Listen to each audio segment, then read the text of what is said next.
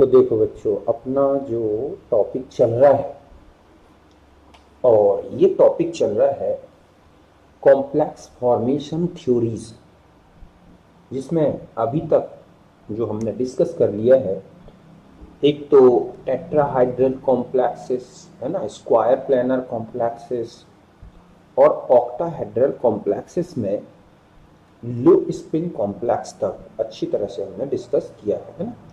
आज हम अब जो डिस्कशन करेंगे वो है हाई स्पिन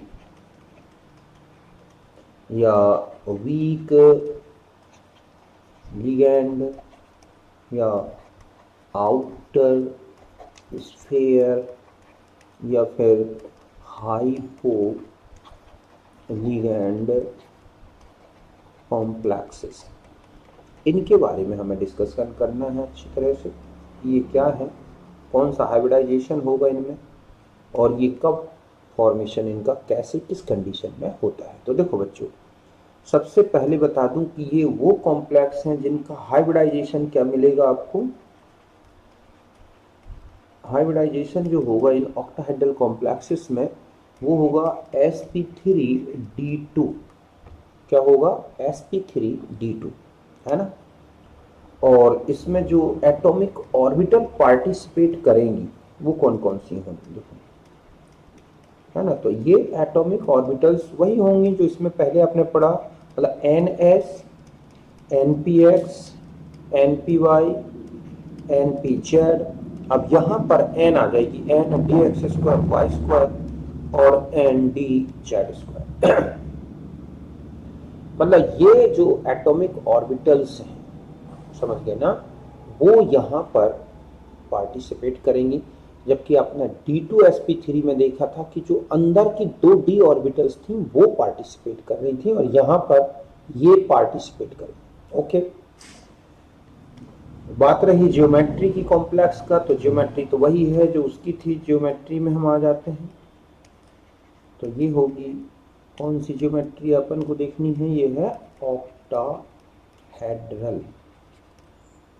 अब आता है कि मेटल आयन कॉन्फ़िगरेशन क्या देखना है आपको। तो देखो, मेटल आयन कॉन्फ़िगरेशन, ठीक है। तो m, मतलब हम ये कहें कि यहां पर अंदर की d तो यूज होनी नहीं, तो D1 to D10 तक, ठीक है। अगर इस तरह का कॉन्फ़िगरेशन है, प्लस क्या लिखते हैं यहां पर, वीक लिगेंड, ये वाली। ये क्या देखना है आपको फर्स्ट सीरीज में। किस में देखना है बच्चों? फर्स्ट सीरीज में। और इनके साथ जो लिगेंड ऐड करने हैं वो होंगे क्या? वीक लिगेंड्स, ठीक है। मतलब D1 से लेके D10 तक अगर फर्स्ट सीरीज का कोई भी मेंबर आपको दिखता है, कोई भी एलिमेंट, और उसके साथ वीक लिगेंड जुड़ा है, तो समझ जाएं कि वहां पर क्या होगा बच्चों, ये वाला कॉन्फ़िगरेशन होगा sp3d2। ओके। और अगर यहां पर एक और चीज बता दूं कि D8, D9, D10, अब इनके साथ चाहे स्ट्रॉन्ग जुड़ा हो और चाहे वीक जुड़ा हो, इन सब में यही हाइब्रिडाइजेशन होगा sp3d2। बात क्लियर है अच्छी तरह से। अब चाहे वो एनी सीरीज, और ये भी बता दूं, एनी सीरीज, कोई भी सीरीज रही आए, अगर D8, D9, D10 है तो अंदर की दो D तो खाली हो ही नहीं सकती, ठीक है। तो कभी स्ट्रॉन्ग लिगेंड भी अंदर तो जा ही नहीं सकता, इसीलिए वो बाहर ही जुड़ेगा। तो वो क्या करेगा? sp3d2 हाइब्रिडाइजेशन ही करेगा, चाहे वो फर्स्ट सीरीज का मेंबर हो, चाहे सेकंड सीरीज हो, चाहे थर्ड हो, चाहे स्ट्रॉन्ग हो, चाहे वीक हो। अगर ये कॉन्फ़िगरेशन दिख रहा है तो ध्यान रखें, अंदर की डी यूज नहीं होगी, क्योंकि दो डी ऑर्बिटल्स खाली नहीं हो सकती। लिगेंड्स देखने हैं आपको, तो लिगेंड्स तो मैं ऑलरेडी बता चुका हूं कि ये मेनली वीक लिगेंड के कंपाउंड। तो वीक लिगेंड तो आप जानते ही हैं कि ज़्यादातर ये कॉम्प्लेक्स जो हैं वीक लिगेंड्स के हैं, जैसे कि हैलाइड्स हो गए, फ्लोराइड्स हो गए, है ना, क्लोराइड्स हो गए, ब्रोमाइड्स हो गए, OH हो गया, इस तरह के।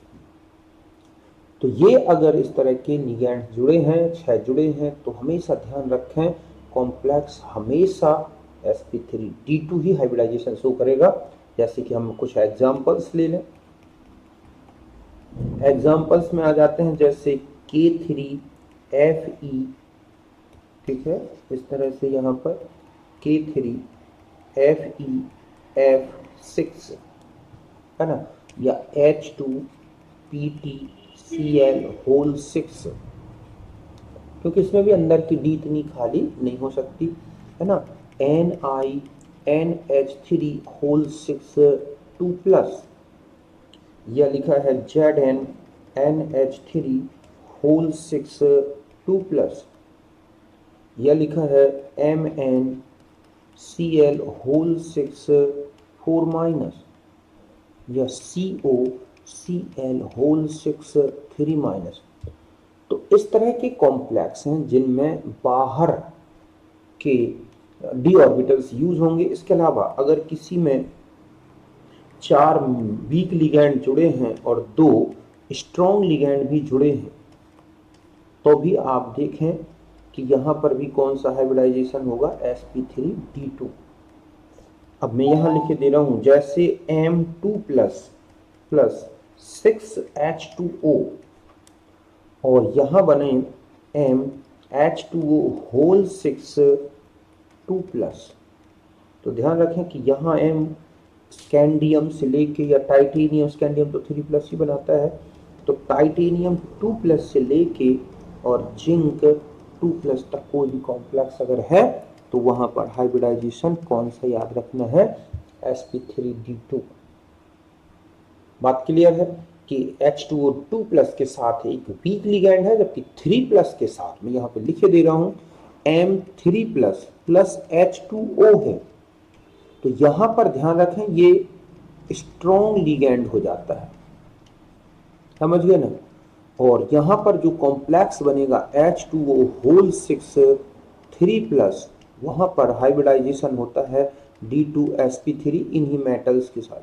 लेकिन अगर यहां पर ये आ जाती है कंडीशन जो मैंने आपको अभी बताई यहाँ पर कि M2+ और फिर H2O के साथ कोई इस तरह का कॉम्प्लेक्स बना दिख रहा है H2O 6 2+, तो यहाँ पर ये क्या बन जाता है बच्चों, वीक लिगैंड, और हाइब्रिडाइजेशन यहाँ पर शो करता है वो sp3d2। तो इसलिए आप देखोगे जो स्पेक्ट्रोकेमिकल सीरीज है उसमें H2 एक बाउंड्री बनाता है, उससे पहले लिगैंड जो आए हैं सब वीक है, उसके बाद जो आए हैं सब स्ट्रॉन्ग है। H2O वीक भी है, स्ट्रॉन्ग, ये डिपेंड करता है कि मेटल एटम में चार्ज क्या है। बात क्लियर है। अब 2-3 पॉइंट मैं यहाँ लिखे दे रहा हूँ, बहुत ही काम के हैं, कि अगर कहीं पर FeNH3 होल ट्वाइस 2+ आ जाए, सॉरी ये है FeNH3 का होल 6 2+, ठीक है। तो यहाँ पर हाइब्रिडाइजेशन sp3d2 ही है। एक चीज बहुत ही काम की है ये, है ना। और इसके अलावा जो है एक कॉम्प्लेक्स मिलता है COOX whole twice, whole thrice और 3-। तो लेकिन यहाँ पर भले ये स्ट्रॉन्ग वीक लिगैंड में इस कैटेगरी में, लेकिन यहाँ पर ये स्ट्रॉन्ग लिगैंड की तरह वर्क करता है इसके साथ, ठीक है। तो इस तरह से Fe अमोनिया 2+ इस तरह का जो है कॉम्प्लेक्स, ये 2-3 पॉइंट काफी काम के हैं। ठीक इसी तरह से और भी तो ऐसे तो बहुत सारे एग्जाम्पल्स हैं, हम सबका एक्सप्लेनेशन एक साथ नहीं कर सकते, लेकिन मेन जो आपके कंपटीशन लेवल पर क्वेश्चंस बने हैं वो मैंने यहाँ पर आपको बता दिए। अब देखो, अब हम आ जाते हैं किसी एक कॉम्प्लेक्स का फॉर्मेशन अच्छी तरह समझते हैं, जैसे K3FeF6 के बारे में आते हैं। इसका फॉर्मेशन देखते हैं कि वो कैसे हुआ होगा और क्या नेचर आएगा, ठीक है। तो फॉर्मेशन के बारे में तो सबसे पहले हम Fe का कॉन्फ़िगरेशन देखें तो हम जानते हैं वो है 3d6 4s2 4p0। फिर लिख दो आप किसका, Fe3+ का, तो हो जाएगा 3d5 4s0 4p0। ऑर्बिटल्स बना लो आप d 5 ऐसे, तो 1 2 3 4 5, ये s खाली है। यहाँ 4d भी लिख दें हम, क्योंकि हमें उसी का यूज करना है। ये खाली है, ये p के खाली है 3, और d के 2 ऑर्बिटल की जरूरत होगी। तो कुल मिला के यहाँ से लेके यहाँ तक ये ऑर्बिटल यूज होंगी sp3d2। अंदर जो d है 3d5, उसके कॉन्फ़िगरेशन में कोई चेंज नहीं आएगा। अब जो कॉम्प्लेक्स बना, ठीक है, KF6 में फ्लोराइड आयन जोड़ा, जो कि एक वीक लिगैंड है और उसमें 1 माइनस चार्ज होता है, तो टोटल जो माइनस चार्ज बचेगा Fe का 3+ और फ्लोराइड का 3- कैंसिल हो गया, तो ये बच जाएगा। और यहाँ पर मेटल की जो 3d ऑर्बिटल है उसमें कोई चेंजेस नहीं आएंगे कॉन्फ़िगरेशन में, वो वही रहेगा। d5 5 अनपेयर्ड रहेंगे। बाकी यहाँ पर फ्लोराइड में 2 यहाँ जुड़ गए, 2 यहाँ जुड़ गए, 2 यहाँ जुड़ गए, और यहाँ पर d में आ जाए तो 2 यहाँ 2 यहाँ, तो एक फ्लोरीन यहाँ, एक फ्लोरीन यहाँ, एक यहाँ, एक यहाँ, एक यहाँ, एक यहाँ। तो इस तरह से आप देख रहे हैं 5 अनपेयर्ड हैं, और स्ट्रक्चर तो वही रहता है बच्चों इसका, ऑक्टाहेड्रल ही, चाहे बाहर की डी यूज हो चाहे अंदर की डी यूज हो, स्ट्रक्चर में कोई चेंज नहीं आएगा। यहाँ पर एक फ्लोराइड ऐसे जुड़ा हुआ है, एक फ्लोराइड ये हो गया, एक ये हो गया, एक ये हो गया, एक ये हो गया, और एक फ्लोराइड ये हो गया। तो ये स्ट्रक्चर दिखेगा आपको ऑक्टाहेड्रल, और इसको ऊपर लगा दें 3-, तो ये होगा पैरा मैग्नेटिक, ठीक है, ऑक्टाहेड्रल। इस तरह से पैरामैग्नेटिक इसलिए क्योंकि 5 अनपेयर्ड इलेक्ट्रॉन्स हैं। बात क्लियर अच्छी तरह से? तो इस तरह से आपको ध्यान रखना है।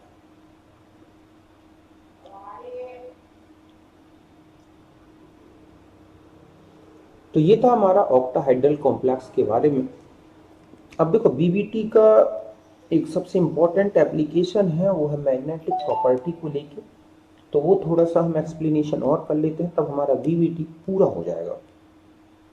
मतलब है magnetic nature, magnetic nature of complexes, ठीक है, कि कौन से कॉम्प्लेक्सेस में क्या मैग्नेटिक नेचर होता है। तो देखो पहले मैं ऑक्टाहेड्रल में बता दूं, ज्यादातर क्वेश्चन इसमें मिलेंगे आपको। ऑक्टाहेड्रल जैसे आपने देखा था लो स्पिन कॉम्प्लेक्स, है ना, लो स्पिन कॉम्प्लेक्स में ये बता दूं कि जो म्यू एम, ये जो म्यू मैग्नेटिक मोमेंट, बल्कि मैं लिख ही देता हूं पहले कि मैग्नेटिक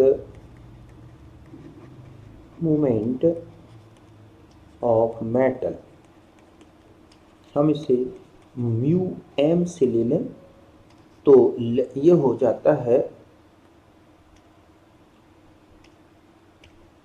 ज़्यादा होता है यहाँ पर मैग्नेटिक मोमेंट ऑफ कॉम्प्लेक्स, मतलब म्यू कॉम्प्लेक्स। ऐसा क्यों है बच्चों? मतलब हम सीधा ये कहें कि जो म्यू एम मेटल है वो कॉम्प्लेक्स से ज़्यादा होता है फ्री एटम, मतलब कौन सा? फ्री एटम में, एटम या फिर आयन। मतलब ये है कि जब तक मेटल एटम फ्री है तो अनपेयर्ड इलेक्ट्रॉन ज़्यादा रहते हैं, और जैसे ही कॉम्प्लेक्स बनता है अंदर की डी ऑर्बिटल में ज़्यादातर इलेक्ट्रॉन पेयर्ड हो जाते हैं। तो जब पेयर्ड हो जाएंगे तो मैग्नेटिक मोमेंट डिक्रीज हो जाएगा। समझ गए ना? तो देखो 1 2 3 तक अगर ये बता दूं कि mu M equals to mu complexes, कब तक? जब तक D1 हो, D2 हो और क्या हो, D3 हो। लेकिन यहां mu M lower than mu complexes जब D4 से इलेक्ट्रॉन और कहां तक चलते हैं बच्चों? D7 तक। तो D8 D9 D10 तो फिर इस कंडीशन में तो बनती नहीं है कॉम्प्लेक्स, है ना। तो क्यों? क्योंकि यहां पर ये क्या हो जाती है, पेयरिंग टेक्स प्लेस। एक तो ये ध्यान रखना है कि ऑक्टाहेड्रल कॉम्प्लेक्स अगर लो स्पिन है तो फ्री एटम का ज्यादा होगा, कॉम्प्लेक्स का कम होगा। μ1 और μ कॉम्प्लेक्स बराबर होंगे D3 तक, लेकिन D का कम हो जाएगा कॉम्प्लेक्स से, ठीक है। सॉरी, यहाँ पर उल्टा लिखे हैं, यहाँ पर ज्यादा होगा मेटल का जब कॉन्फ़िगरेशन यहाँ से चलेगा। और लगा सकते हैं D9 D8 D10, तो D7 तक मैंने, क्योंकि वहीं से पेयरिंग स्टार्ट होती है, उसके बाद तो फिर चेंजेस नहीं आता, अंदर की डी ऑर्बिटल यूज हो नहीं सकती। और चीज एक पॉइंट याद रखना है कि D0 स्टेट, D6 स्टेट और D10 स्टेट कॉम्प्लेक्स जो होगा विल बी डायामैग्नेटिक। बात समझ गए ना कि अगर ये वाले कॉम्प्लेक्स कौन से लो स्पिन कॉम्प्लेक्स बनते हैं और ये उनमें डी ऑर्बिटल का कॉन्फ़िगरेशन है, मेटल आयन का कॉन्फ़िगरेशन, कौन सा, मेटल आयन कॉन्फ़िगरेशन, डी में ये इलेक्ट्रॉन रह जाते हैं सेंट्रल मेटल एटम में, तो पैरामैग्नेटिक होगा। जैसे स्कैंडियम है ना, यहाँ पे मान लो NH3 होल 6 3+ है, या फिर यहाँ पर आ जाए FeCN होल 6 4- है, या Zn NH3 होल 6 2+ है। यहाँ पर जाओगे D0, यहाँ पे जाओगे D6, यहाँ जाओगे D10, तो ये तीनों कॉम्प्लेक्स कैसे होंगे बच्चों, डायामैग्नेटिक। पहली बात तो ये अच्छे से ध्यान रखना है। बाकी other condition D1 D2 D3 D4 D5, ठीक है, इसके अलावा D7, अगर इनके साथ कोई, ठीक है, लो स्पिन कॉम्प्लेक्स है तो वो हमेशा क्या होगा बच्चों, पैरामैग्नेटिक, क्योंकि इनमें कहीं ना कहीं अनपेयर्ड इलेक्ट्रॉन तो बचेगा ही। आपका किसी का भी देख लो, कोई भी उठा के कॉन्फ़िगरेशन अगर D5 वाला है कोई, जैसे हम ये लिख दें K3FeCN होल 6, तो यहां पर जो Fe है इसका 3+ चार्ज निकाल दोगे तो यहां बचेगा D5, जो कि एक कैसा नेचर शो करेगा। ठीक इसी तरह से CONH3 होल 6, या कहें केवल कि H2O ले लें हम, यहाँ पर H2O होल 6, नहीं आएगा, ये है CONH3 होल 6 2+, तो यहां पर एक जो D7 था वो उठ के एक इलेक्ट्रॉन कहां पहुंच जाता है, p ऑर्बिटल्स में, या बाहर की d ऑर्बिटल में, Nd में, कहां से, n-1d से Nd में पहुंच जाएगा एक इलेक्ट्रॉन, यहां से 1 इलेक्ट्रॉन, और वो अनपेयर्ड रहेगा। बना के देख लो आप कॉम्प्लेक्स। तो ये कंडीशन ध्यान रखनी है किसमें, ऑक्टाहेड्रल में लो स्पिन में। अब आता है हाई स्पिन, अगर कॉम्प्लेक्स दिखता है आपको, ठीक है, तो हाई स्पिन में ध्यान रखें कि जो μm है वो अप्रोक्सीमेट म्यू कॉम्प्लेक्स के इक्वल ही रहता है। क्यों रहता है बच्चों, देखो, क्योंकि there is n-1d orbital not used in complex formation। समझ गए ना कि कोई भी अंदर की d ऑर्बिटल कॉम्प्लेक्स फॉर्मेशन में यूज नहीं हो। अब अगर मान लो D0 कॉन्फ़िगरेशन है या D10 है तो ध्यान रखें ये होगा डायामैग्नेटिक कंडीशन। क्या होगी ये, डायामैग्नेटिक, ये वाली, जैसे अपन ने ऊपर देखा था अभी कि कॉम्प्लेक्स में अगर ये कंडीशन थी तो डाया, बाकी में पैरामैग्नेटिक थे इस तरह से। तो ये है, बाकी D1 से लेके और D9 तक कोई भी कॉन्फ़िगरेशन आ जाए वो होगा पैरामैग्नेटिक, क्योंकि वो अंदर की d ऑर्बिटल तो यूज कर ही नहीं सकता। तो अगर एक भी अनपेयर्ड है तो हो जाएगा, जैसे K3 Fe F6 है, तो यहां पर आप जाओगे तो D5 है, तो ये कैसा कॉम्प्लेक्स होगा, पैरामैग्नेटिक। ठीक इसी तरह से मान लो लिखा है NH3 का होल 6 2+, तो भी ये कैसा होगा, यहाँ पर D8 कॉन्फ़िगरेशन आएगा, अंदर की D यूज होनी नहीं है तो D8 है, तो N की वैल्यू 2 होगा, तो ये कैसा होगा, पैरा मैग्नेटिक। N मतलब अनपेयर्ड इलेक्ट्रॉन, दो रहेंगे, अंदर की D यूज हो नहीं सकती D8 कंडीशन में। तो इस तरह से हाई स्पिन की केवल दो ही कंडीशन ध्यान रखनी है कॉम्प्लेक्स में, D0 D10 है डायमैग्नेटिक, बाकी सब पैरामैग्नेटिक। अब चाहे कोई भी कॉम्प्लेक्स उठा के ले लो।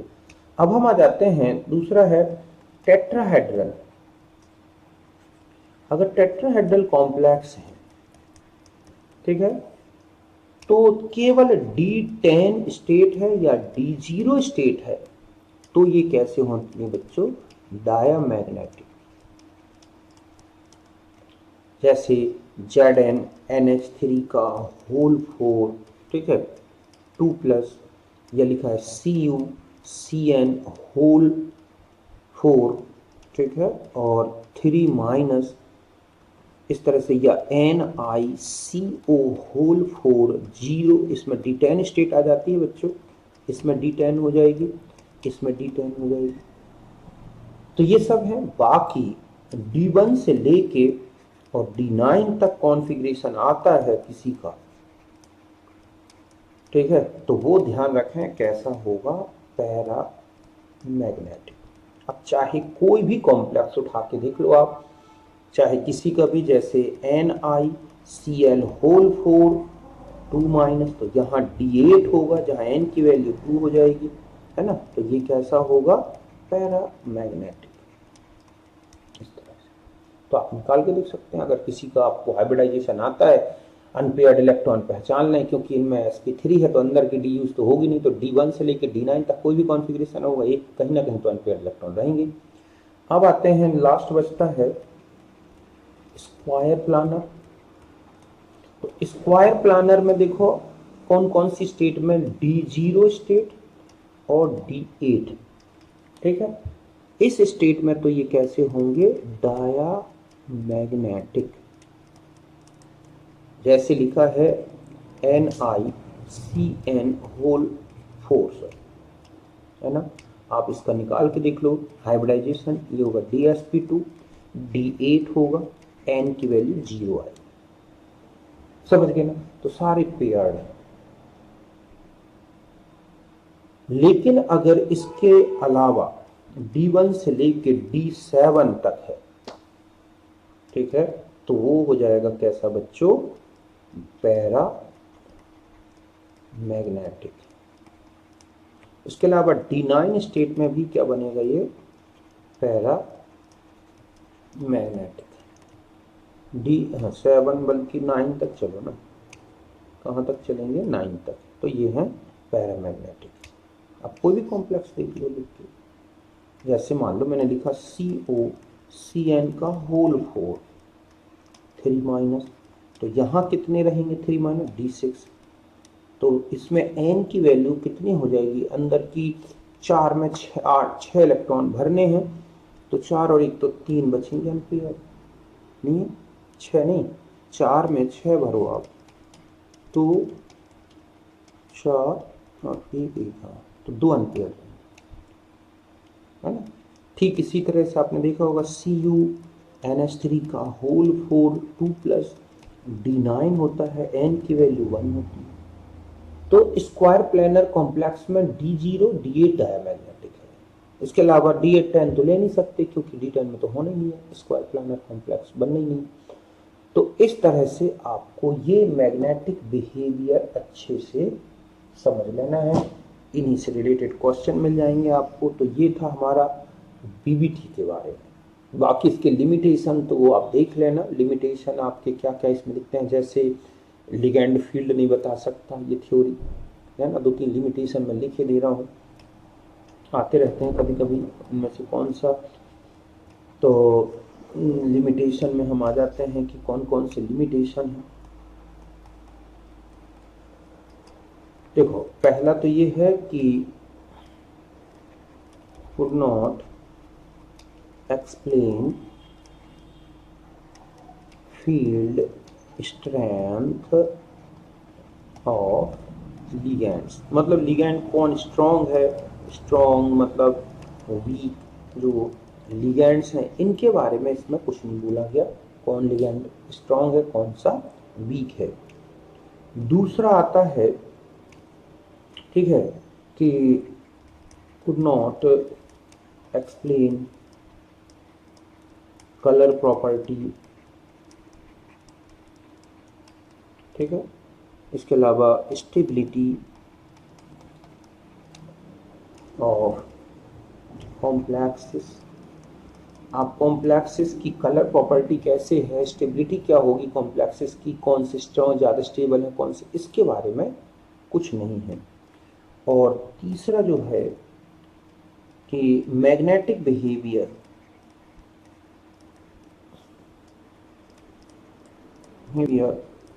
Not completely explained by BBT। मतलब ये तो हम समझ गए कि पैरामैग्नेट डायमैग्नेट, लेकिन बहुत सारी एक्सेप्शनल केसेस आएंगे तो वो क्यों हैं क्या है वो BBT से एक्सप्लेन नहीं कर सकते। तो ये थे कुछ पॉइंट्स BBT के बारे में और उससे जुड़े हुए जितने भी कॉम्प्लेक्सेस हैं उनके स्ट्रक्चर पढ़ लिए। अब हम अगला जो टर्म डिस्कस करेंगे टॉपिक, और वो होगा हमारा क्रिस्टल फील्ड थ्योरी। ओके, फिर मिलते हैं नेक्स्ट वीडियो।